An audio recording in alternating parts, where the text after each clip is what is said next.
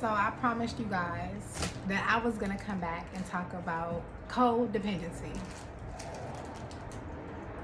Oh my goodness. I'm about to sit back and get a little comfortable because it's a lot, you know. So when you think about codependency, you think about like needing somebody.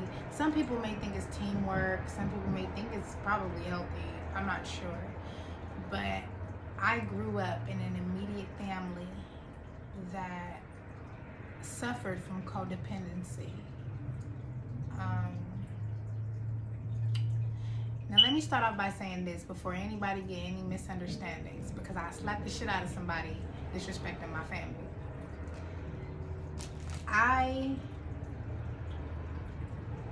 I now know that my mom did everything the right way of how she knew what right was, if that makes sense. Did I say that right? But you know what I mean. Like, she was only able to teach me what she knew as a woman.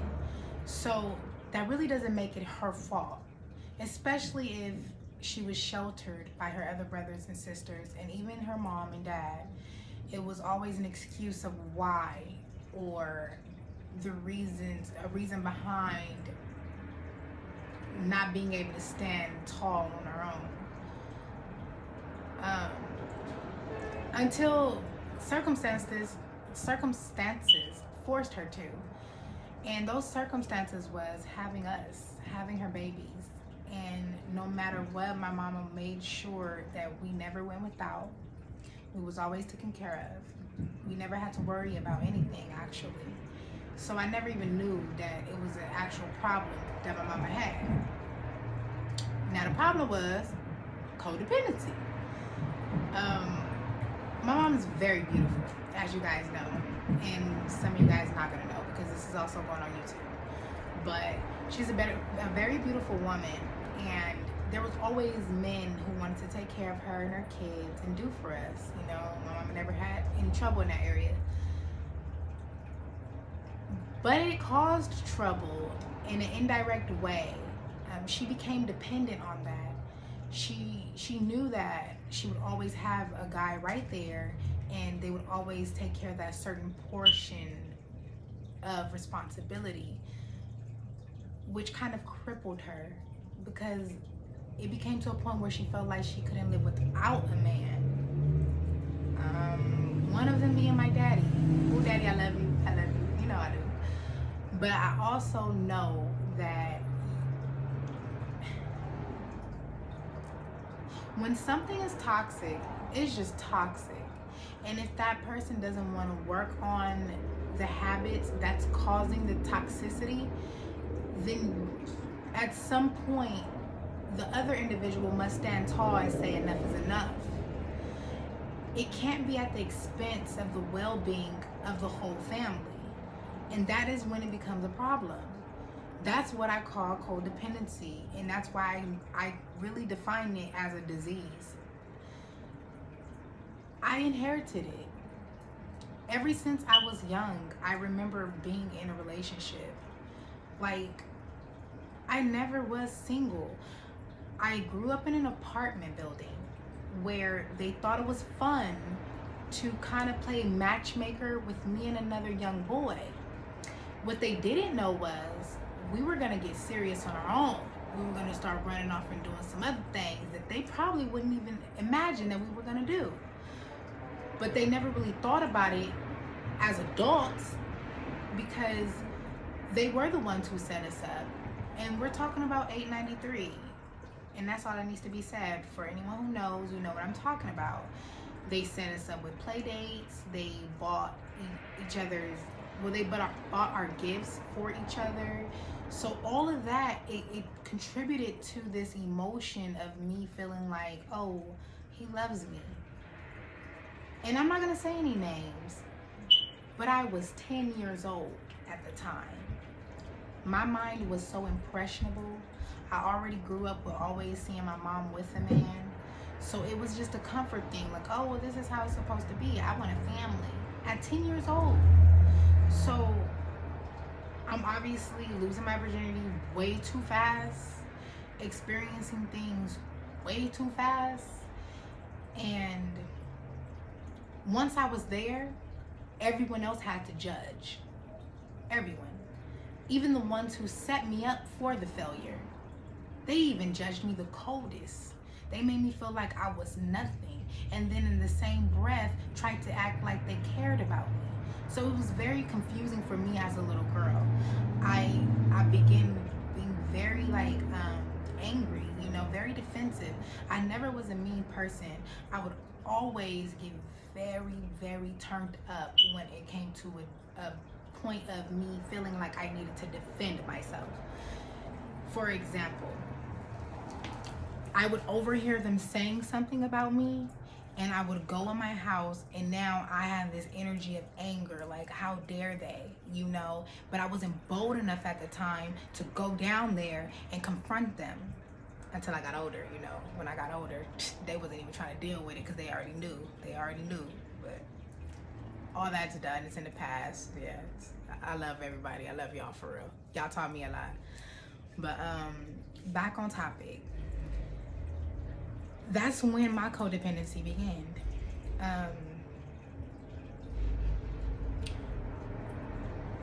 After after my first love, you see that first love at 10, I stopped talking to him at the age of 12. And then no, actually I was on and off with him, because he was the only one that I was sexually active with. And I was always scared, like, oh, he's gonna know that I've been with someone else. He could probably tell. And indirectly, that saved my ass because it stopped me from being a little hoe out here, At least I was always trying to be somebody's wife, But that's another story for another day.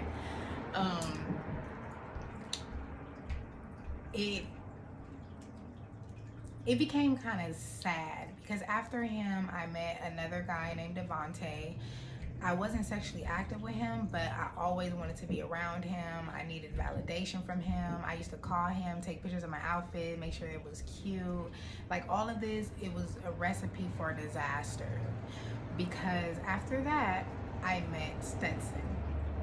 Me and Stetson, we was at... See, I'm calling out names.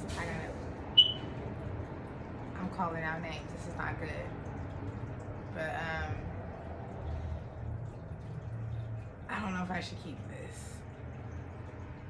Well, no, I'm not calling out no full names, so it's okay. And I don't know how to edit like that, y'all. So somebody gonna have to help me with this. But so that's when I met my baby's father, and we were really rocking real strong. We fell in love. We thought we were in just total love.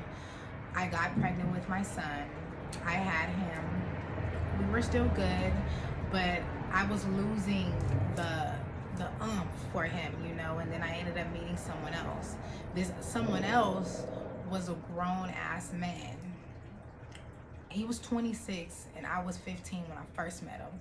But I didn't think nothing of it because I knew that I was very mature for my age and I had already had my son. So I thought, maybe he thought I was older and he just seen me in a whole different light. But in today's world, I understand that was sick. And if anybody did that to my daughter, I'll be raising hell in hot water. You feel me? But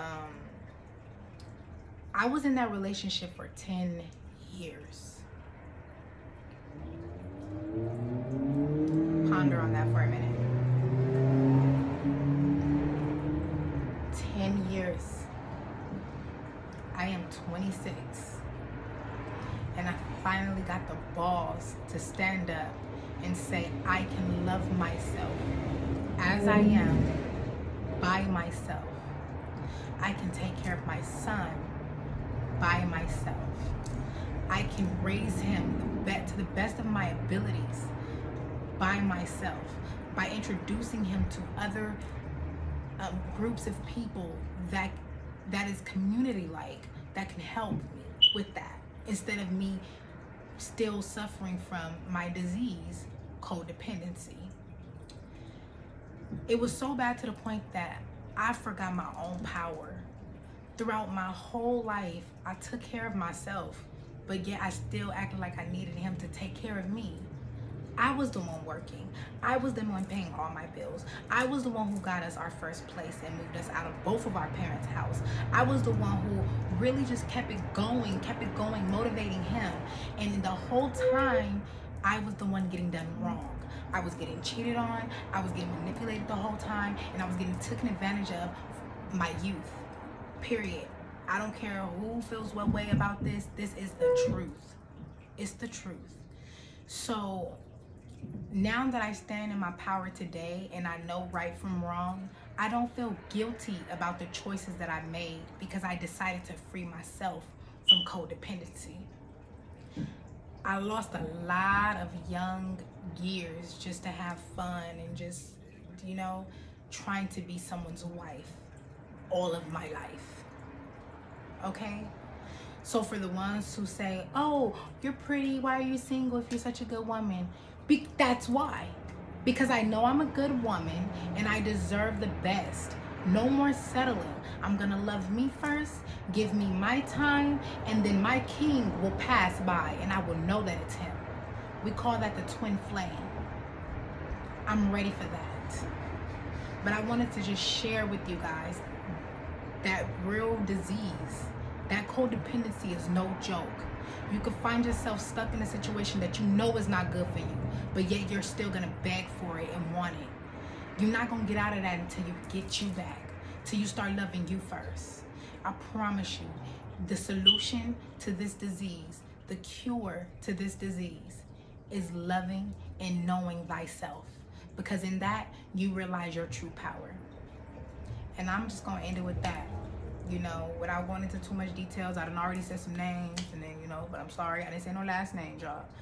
So, but all love, it's all love. And I hope that somebody can take this and learn from it and realize the situation that they're in if they know that they're not in a good situation.